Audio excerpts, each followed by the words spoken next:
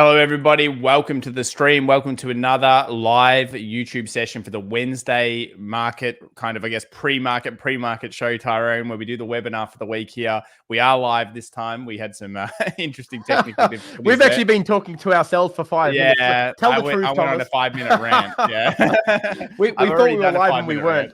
Okay, here we go. All right, we're on now. yeah. So the truth is, I was just ranting about Apple and talking about all the levels and the closure and the sneaky Wall Street. But anyway, look, we'll get into it here. We'll start with Apple like we had before, Ty, and we were talking about this 2-hour, this trend line that's coming down, the fact that it's been doing that role reversal where previous support becomes resistance. It had that sign of sell-off coming into the close, and we've been doing close streams. Remember to subscribe to our main channel, FX Evolution, and this one here, FX Evolution Live, and where we produce this kind of content together, and it's definitely worthwhile subscribing to. But overall, this is exactly the play, isn't it, Ty? They push it up, and then they trap everyone into thinking, oh, that's a buy the dip scenario, and then they slam it straight into the resistance and let it go back through. What are your thoughts here? Yeah, I think everyone needs to. I know people are hell-bent on buying the dip, but we're always very, very big believers that sure you want to buy a dip, but you want to be seeing that, make sure that the reversal is actually there for it to continue long, and that trend line doesn't lie. I mean, yeah, this isn't a dead set downtrend and has been for a long time. So, you know, no one's going to be surprised by this. Like this is days of negativity, really. So you've got to be really, really careful when you're buying these dips, especially in a market that's looking very, very suspect on the key indices. You know, like the Nasdaq is looking very, very suspect. The S&P is looking suspect. You know, the Nasdaq's probably going to 14,000. Yeah, and the S&P wants to get down to 42 or lower. So that's not going to bode well for a lot of these tech stocks. So you'd be very, very brave, you know, taking the buying the dip or aggressively buying the dip. I think you just really want to wait for those reversals. I want to be seeing a series of higher highs and higher lows on a meaningful time frame before I'd start buying into these at this point in time. So yeah, scenarios like this over here that we've discussed and we did live for Apple was one of the ones that was really major. And we have here, you know, this overall trend line. I'm sure many people on Wall Street, many big hedge fund managers will be very keenly aware of this 130 to 135 zone. That will time very well to Nasdaq dips. It'll also time fairly well to SP 500 hitting key supports as well, which we'll discuss. We obviously always talk about the options as well. Huge amounts of people buying option calls for Apple. We discussed this as part of our private community. If you want to and you're not part of it already, free description. There's a free link down below, 7-day free trial to get access to this and more. And just a huge amount of calls in comparison to puts, again, showing us those signs that retail is being trapped a lot in this buy the dip scenario. And while there will be a buy the dip scenario at some point, it's not just quite yet based on the technicals that we're currently seeing. US 500, we'll come back to that later. In this show, obviously, we cover currencies, commodities, indices, and stocks. So, Tyrone, what do you think? Do you reckon we should start with some dollar index? It's doing some big things. I think we'll start with the dollar index and move on to the euro. And just say, Jay Nibble, our equivalent of Kramer is effectively Ross Greenwood. He's saying the same thing. So if he's starting to say buy the stocks, yeah, we have to really move with caution, don't we? Because I know every time Ross Greenwood says something on the news, it's time to do the opposite. All right, what do we got here? Dollar index. Look at this. The dollar index is looking very, very nice. If we go to can we go to a daily? Actually, we'll just break it down from a daily first. Sure. Yeah, this is starting to look. You know, it pulls back to the perfect level. It's, you know, absolutely sweet. It's a 38.2 pullback of that last swing. So you can see the last swing up is equal to the previous swing. And yeah, off she goes. Oh, that's not even the fib I'm talking about. Yeah, I'm talking about the most recent one there. And both of those big moves, those big impulse moves off that 50 were equal in length. And yeah, I fully expect that. Yeah, that's where it's going. And that's the thing. If we get that break above that level, look, it's unusual that this would break this before non-farm payroll. I think it's probably going to creep up there, and then we get whatever non-farm payroll number is. If they want to buy up the dollar index, it's going to go anyway, right? It's not going to make any difference whatsoever. Whether it's good news, bad news, or sideways news, they'll interpret how they see fit to actually make the market move the way they want it to move. But this is looking strong, and all we want is a close above that 94.50. We get that, and yeah, this is going to the promised land. Yeah, it's very strong dollar index. Massive double bottom, obviously, that's been playing out now for a while. We got that perfect right hand side. It broke through. Look, we have very little doubt that a weekly means a big deal. So when you're talking about Yeah, such a huge considered pattern, Tyrone and I have learnt never to fight this. We don't never to fight fight this. this. Yeah, We go with the flow, and the flow is at our stage we are basically bullish until yeah, new orders are put in, absolutely. aren't they, Ty? I mean, Yeah, we just have to I'm going go to show with you it. something. Absolutely, I'm going to show you something. Actually, we'll move over to the euro now, actually, and we'll go Sure. straight to a weekly euro. I actually did bring it up in the Tuesday market wrap video only a couple of hours ago, but I want to show it to everyone in here who doesn't see that What video. time frame?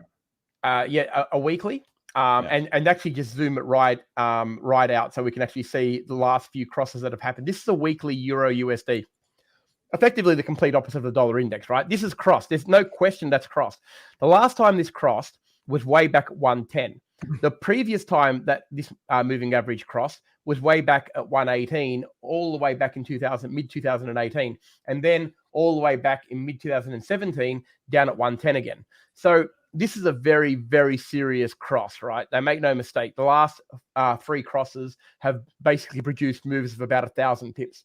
So yeah, this is significant in the sense that we already know it's weak. It's a massive double top on the weekly. You can see that, right? It's a big, giant double top on the weekly that's absolutely playing out at the moment. And it's going to come right down to the level. If it does play out, it's going to get to the level that we've been wanting it to get to anyway. So this is, and we're looking at the euro because it's the opposite of the dollar index. So the dollar index is doing the exact same thing, but in reverse. So that double bottom that you see on the dollar index is effectively this double top on the euro. And I wanted to highlight how important, this is why we look at weeklies, and we don't have to look at them every day, but we definitely have to pay attention to them, because when something significant happens, yeah, call it a golden cross, call it whatever you want. At the end of the day, it's a 20/50 on a weekly. It's extraordinarily important. And it hasn't let us down in about 5 years. So I don't expect it. This one's going to let us down either. It's doing all the right things, isn't it, Tom?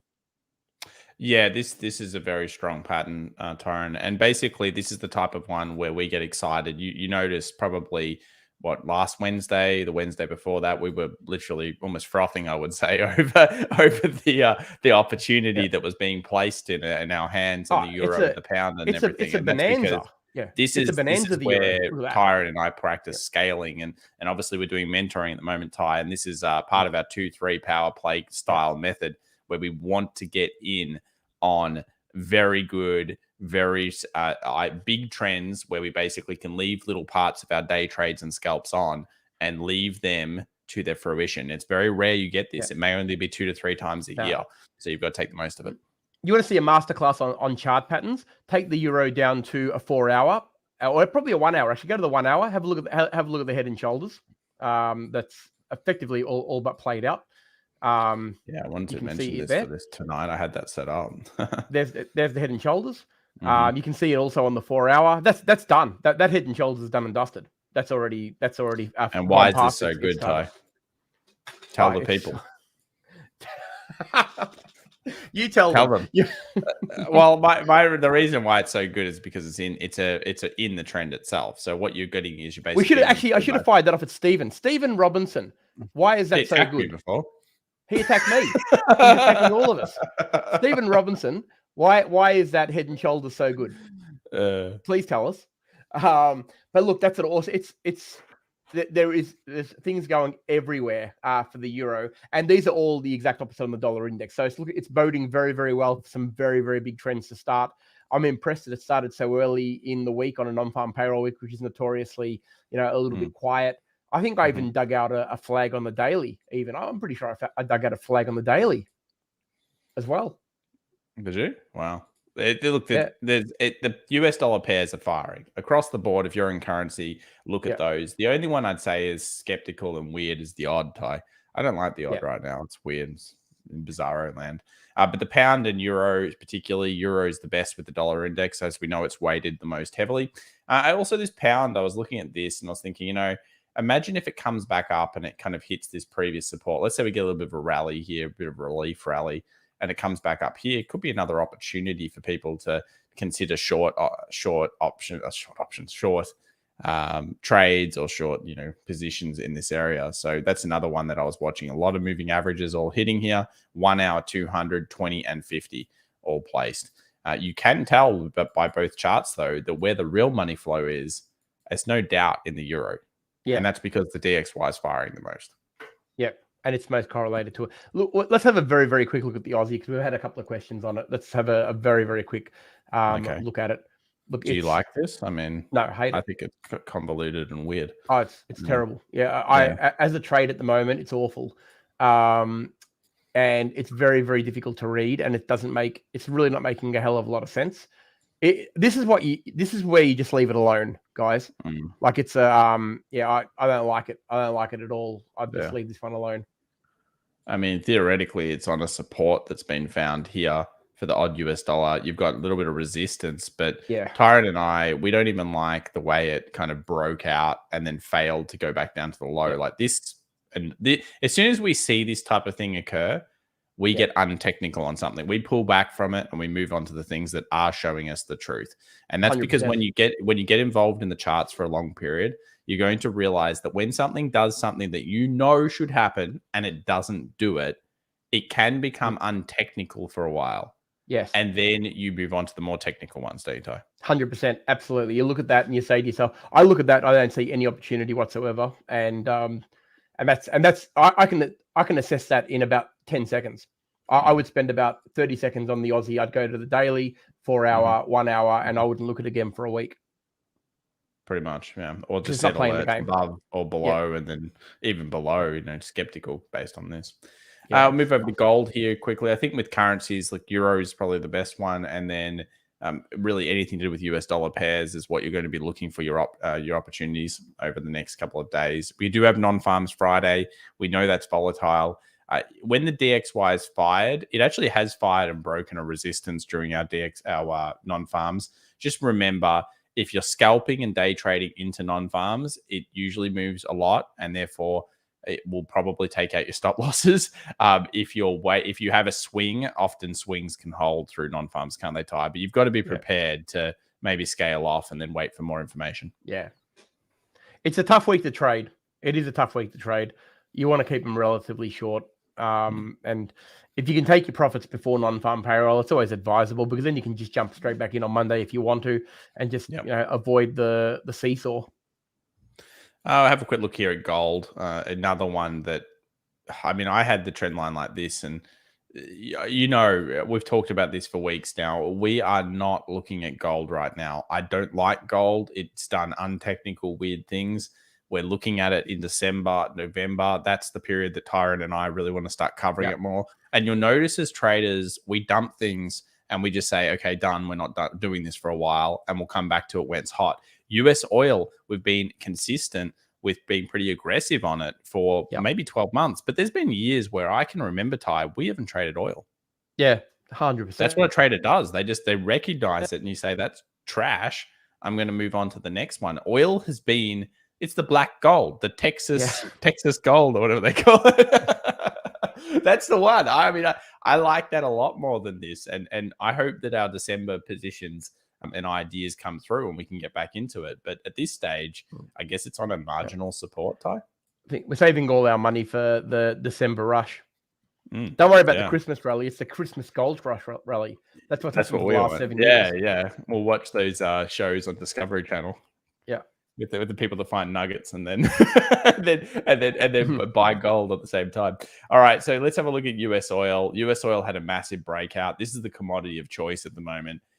When it moved through this huge weekly, what that really was telling us was that we're ready to potentially enter the next participation zone. So because we've broken past 77, there could still be a little bit of a pullback here, but our expectation now becomes this 86. And hopefully you can all see this on the chart, 85, 86.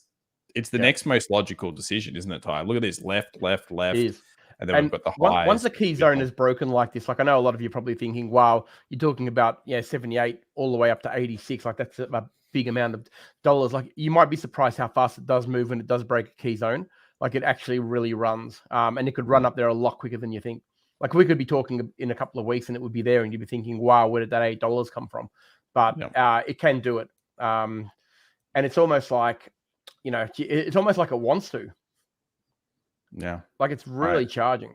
Yeah. It is charging. And I was looking for a moving average that was the best one that so far has been kind of found. Barely keep up with them. And, well, they can't, yeah, and that's Yeah. kind of a good thing and a bad thing. I mean, it's on a level of support that is all I could even find, which was Mm. maybe this 1 hour, 2 hour 20. But I actually also still like the previous resistance Yeah. being like a opportunity for a lightning bolt to come off on the There'd smaller be time nothing wrong frame. with that. Yeah, nothing Yeah. wrong with that. Okay, It's a good one. so yeah, I like it a lot. We have a question here, and it's from Robert Wilson. It says, "Why is the odd all over the shop?" It's got to do with central bank policy. So we have some reversals on policy, some changes on central bank discussion, and when you have something like that, then all of a sudden you do get, because the US is also starting to change. It's kind of like an equilibrium point. You don't really want to understand it. It's insane. And that's why we always suggest it's better not to look at the fundamentals, in our opinion anyway, on the Forex pairs. You're better off just trading what you see and trading the trends when they start to happen. Because trying to pack in price, I'm yet to find someone that does it. And I tell you, like, you look at some of the bank balance sheets, you can tell some of those guys don't know what's up either. Yeah, fundamentals on currency is extraordinarily hard because there's just so many moving parts. It's very, very difficult. And realistically, I always trade what we see in in currency. Like, it's technicals come to the fore, and you just sort of trade it as it is, and let the people who are in a much bigger pay packet than us deal with the fundamentals that they don't even understand anyway. Yeah, I really, we laugh, but it's pretty true. Like, it's so difficult to pack in price there. Let them deal with it. What do you think about this double top in the direction of trend? Love it.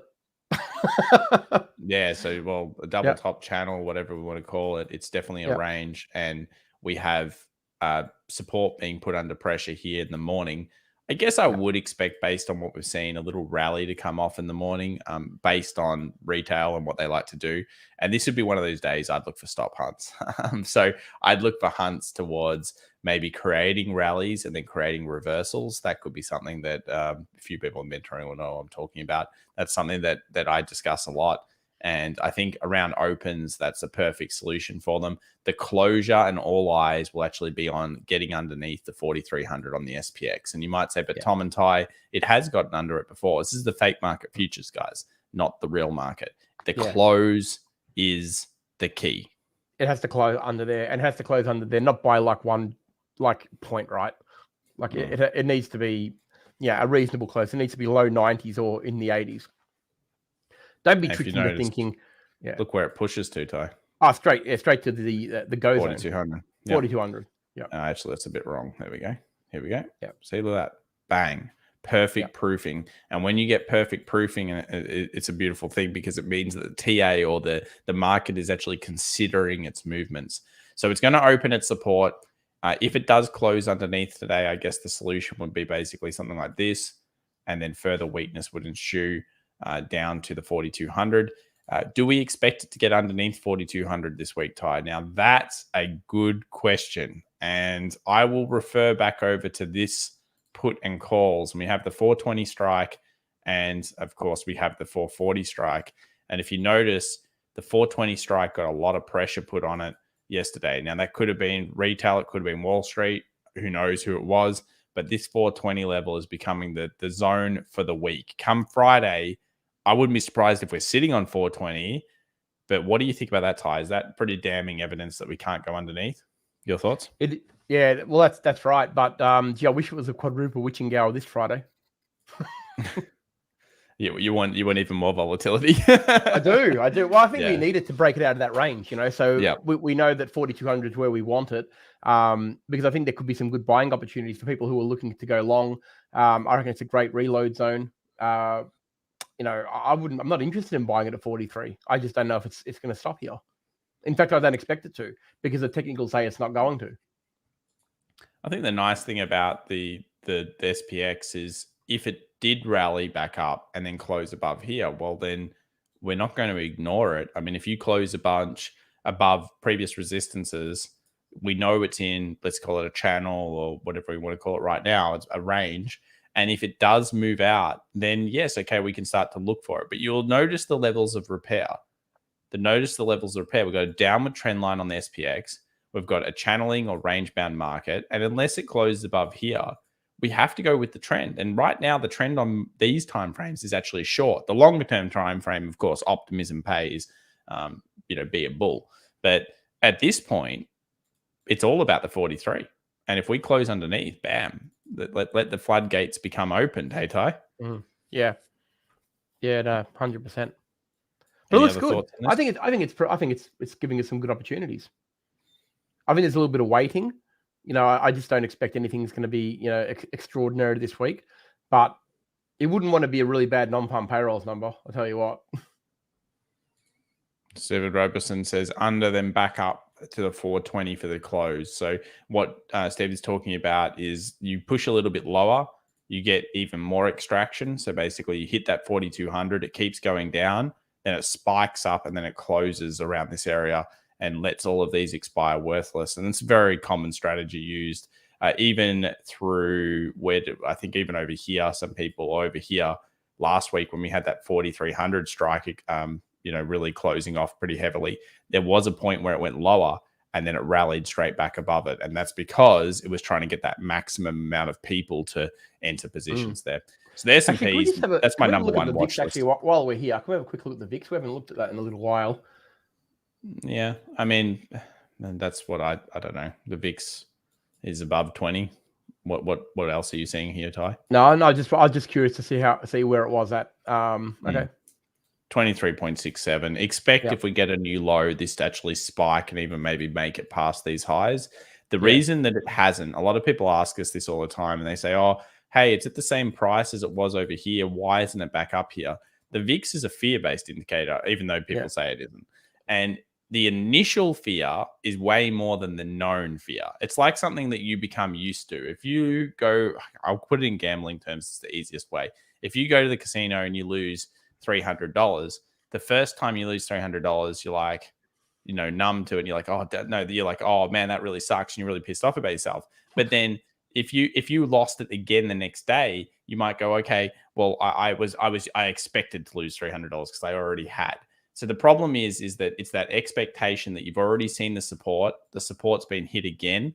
And then because it's already been hit once, the fear isn't there. The algorithms aren't trading. Remember, it's all about algorithms. When a new low is hit, all the algorithms go psycho and then they start pushing into the market. And when that flow comes in, the VIX tends to spike and the options, of course, are tending to move heavily. Yeah. And also you got to look at it from the standpoint that it's not actually panic selling either. Like we're not seeing big 5% drops in a night either. Like it's actually coming down in a very orderly fashion.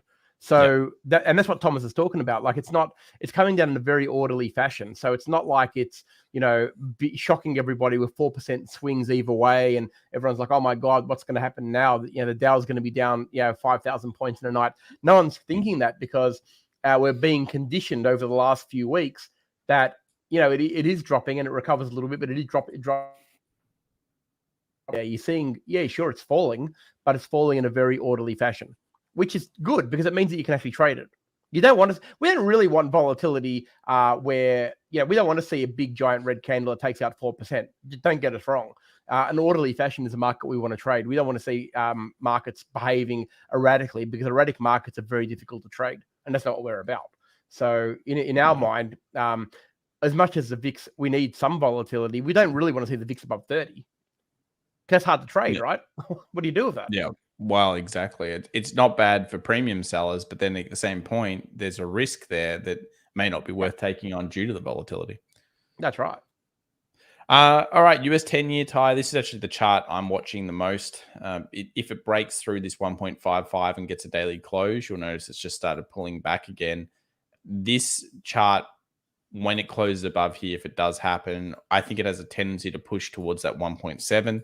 And when we've seen the US 10-year go towards 1.7, what has that done? It's smashed the Nasdaq. The QQQ growth tends to underperform. Finances do okay, but this area here is paramount. The close here today will be the one I watch. That's a 38.2 pullback fib for sure, or close enough to it. It's almost, it's almost an extraordinarily aggressive flag.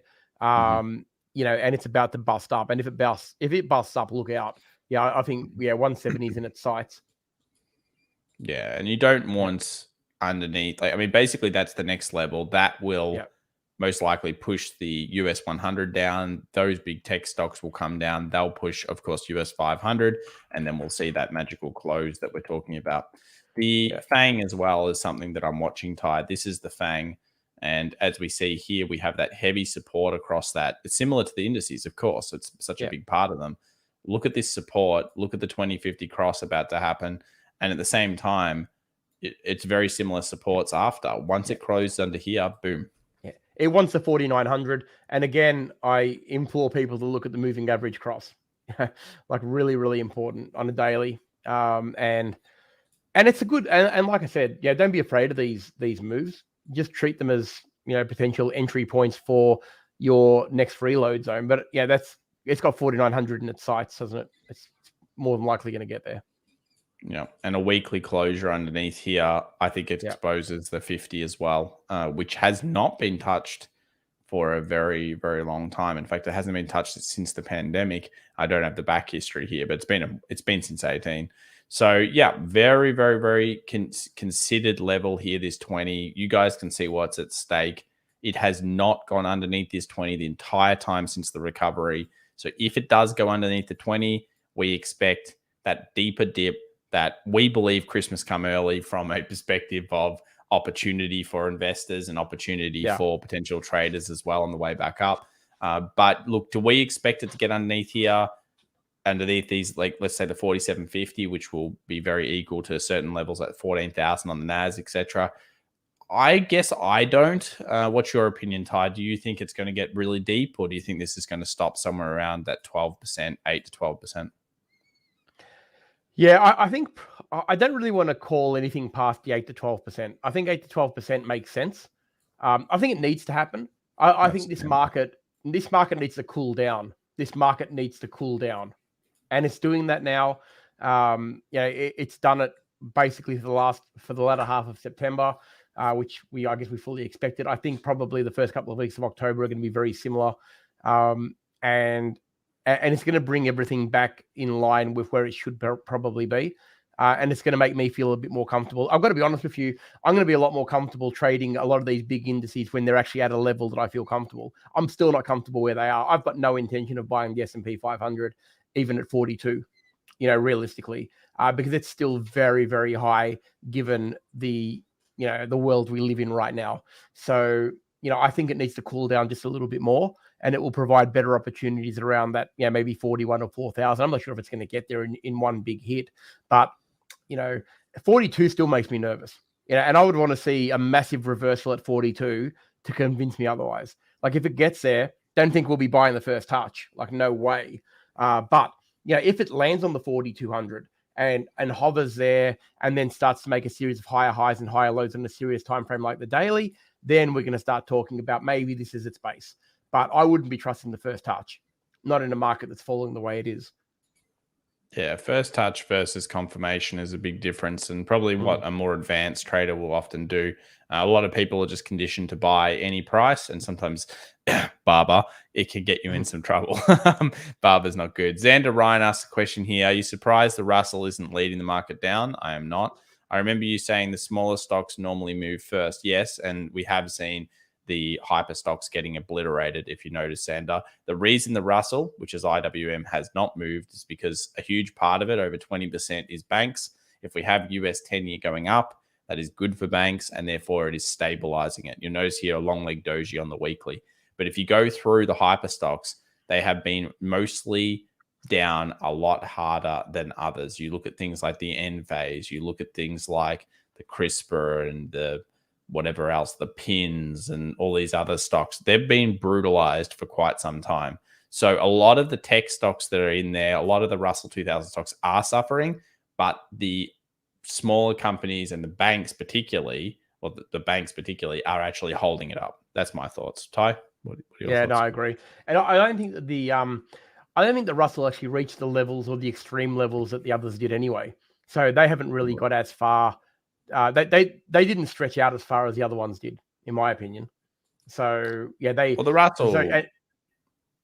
Russell had the gain, but then it's just consolidated for a long time. Yeah, I mean, this is a weekly chart, and look at that consolidation. That's been if you compare that weekly period for against, say, the SP 500 or the Nasdaq, it's going to be a very, very different result. So this one's been, consolidating for quite some time, very wiki, but it hasn't been, like how many, like you're talking about, that's all of 2021, effectively. Pretty much. I could see it being here till December. Yeah. I mean, and if you look at that same period, if you look at the 2021 period, on the Nasdaq or something like that, it's going to be a very different chart. So, realistically, that's what you've got to, you got to factor in. I've got a question here asking about if the PLTR news is enough to hold the market drop. I think the PLTR news is another good contract. I guess I'll take this one, Ty. It's another good contract. I haven't really looked too much into it, but it just seems more along the line of their current base that they're getting.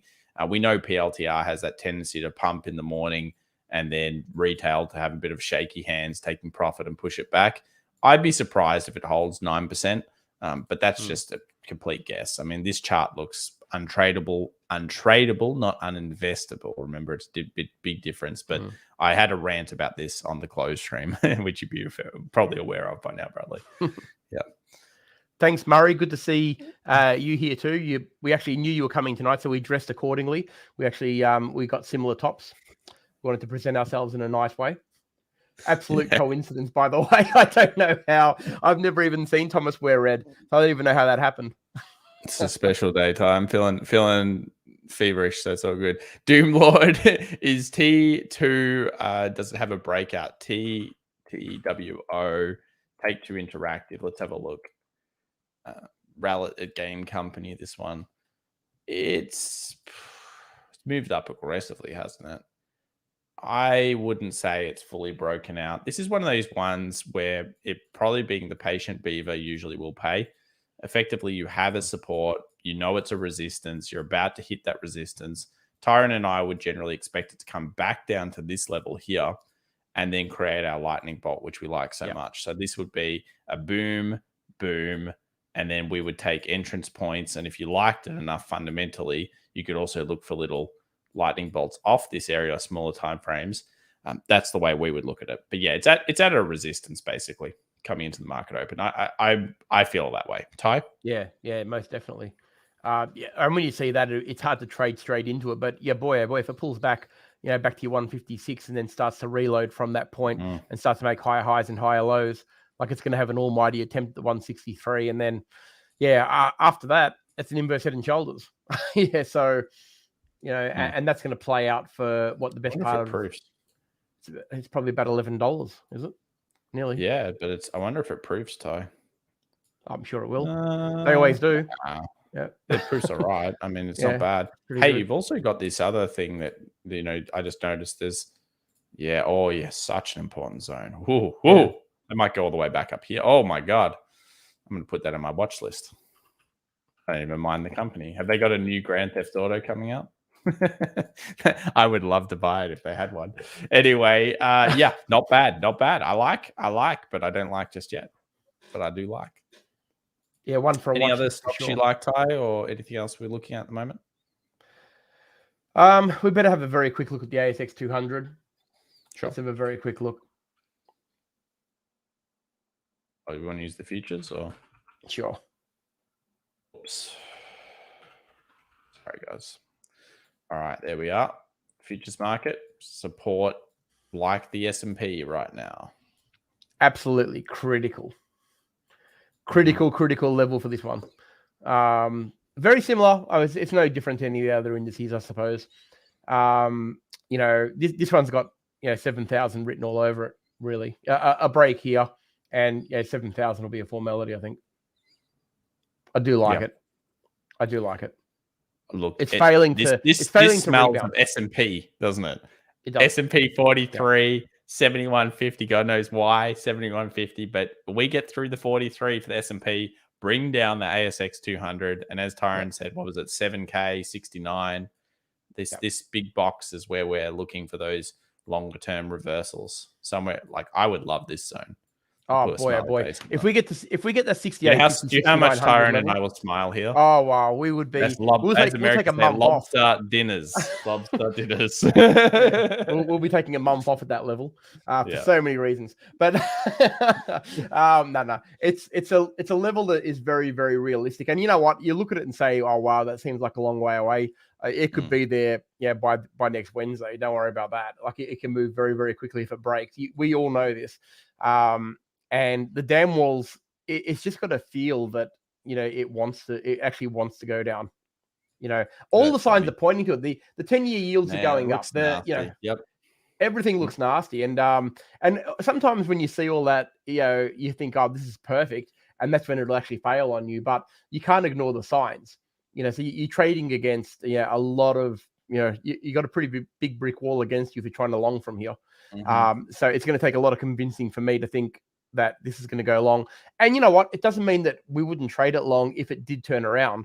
But this is our point. You want to be absolutely making sure that you've got a change of trend on a significant time frame before you start longing this, because for all intents and purposes, this is dead set long-term trend down. All the indices are. They are making lower highs and lower lows on a big time frame like the daily, and that cannot be ignored. And they've got big patterns behind them on bigger time frames than that, indicating that they're going to go shorter if the patterns play out. So you would be foolish to ignore that. We talked about this one as well, this big heavy rejection. Very rare we actually ever get under that kind of thing. This is a very bizarre market. Whenever you get these big rejections, you tend to have that price elasticity up. And then you've got this really crazy rejection rally, Ty. And this is only the ASX, but on the S&P, we know it's and on the NAS, it's actually broken below those. Like, look at this. Where is it? It's the NAS or the S&P? Oh, I thought it was. Oh, it must have been the futures only. But yeah, it's very, very interesting stuff. And it's an ominous sign. When you see a massive attempt to break that cycle, and then two big dirty red candles later, it's back to where it started. It's sad for it. Oh, it's sad for it if you're going long. It's not so sad if you're looking for the shorts. But all we're saying is just be really, really careful. If you are looking at buying here, wait for that support to hold. That's our point. If you want to buy here, it's not that it's a bad level, but you want to make sure that support is actually holding strong before you take the position. Otherwise, you might find a big dip. And if you've got tight for the change of trend, be patient here. BHP?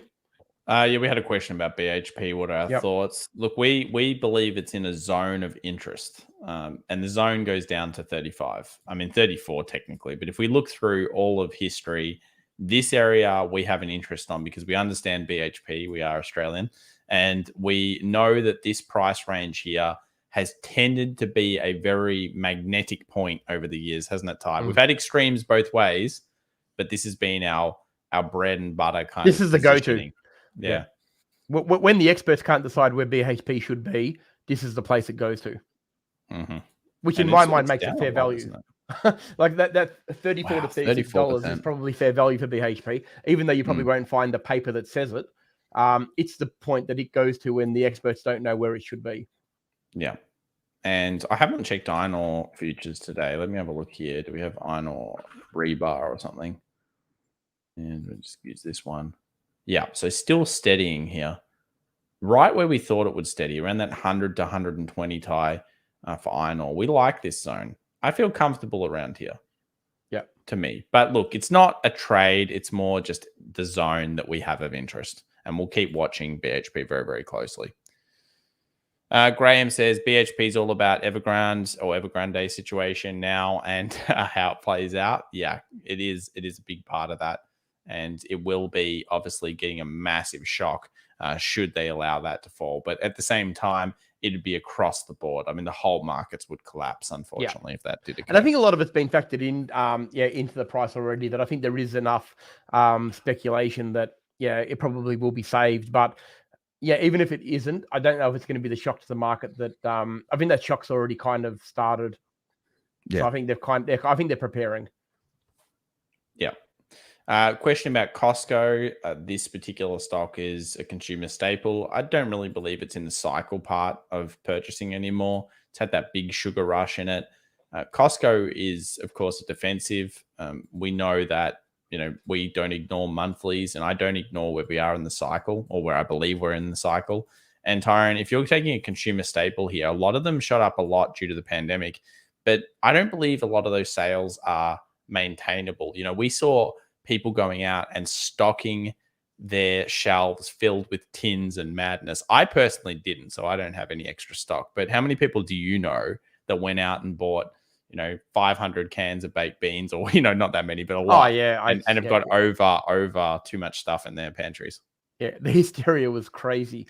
But I think a lot of that hype is gone now, and I think that people, it took them a long time to realize that the shops were never actually going to close, and they didn't. In all the time, all the badness that we've had in Melbourne, especially the most locked down city in the world, we've never been able to not go to the supermarket for any day.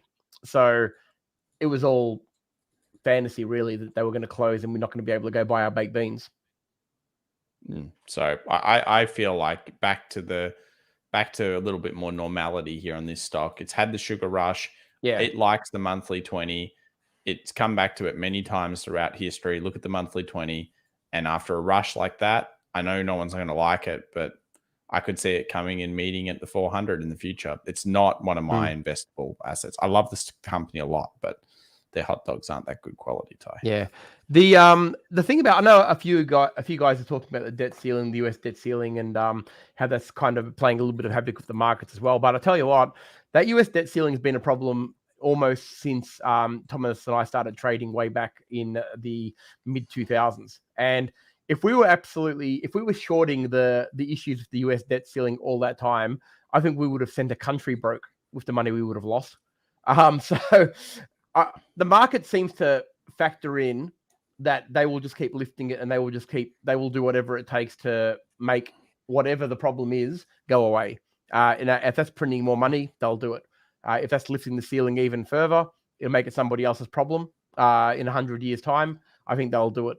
So I think that the US will do whatever it needs to do to, I guess, put that problem to rest. So I don't really worry about it as much. People bring it up when they're looking for a short, like, when they want the market to short, Goldman will start talking about the debt ceiling. Yeah, they'll start talking about all the things when they want the correction, the debt ceiling will come out. But the truth of the matter is the debt ceiling's been a problem for the last 10 years. It's not just now. And it's getting bigger and bigger and bigger, yes. But, I think they've got ammunition, for right or for wrong, to actually deal with it. So they only bring it out when they need it. A lot of discussion here. What's worse, US debt ceiling or Evergrande situation? Are not even a question to me. The Chinese stuff, it's way worse. The that's a problem they can't deal with. Yeah, real. That is a problem. That is a real problem. How do they deal with it? You got two now. Yeah, you got one, and now you got a second one that missed, and it's a contagious effect of 1990s style Japan. Big economy growth, huge amount of corporate debt. We've all known it's there. The lucky thing here is that the government has the ability, due to the fact that they kind of control the country so heavily, that they could potentially deal with the situation should they be able to fix the contagious events.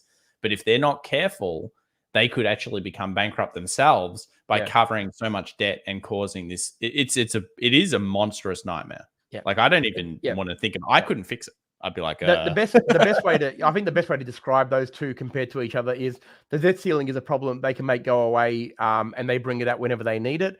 The property crisis is a problem they cannot deal with. A property crisis caused the GFC, and I'm not saying it's going to, but that's how bad a property crisis can be. And this is in a lot of ways kind of worse, actually. Yeah, when you think about the grand scale, it's actually scary about how bad this actually is.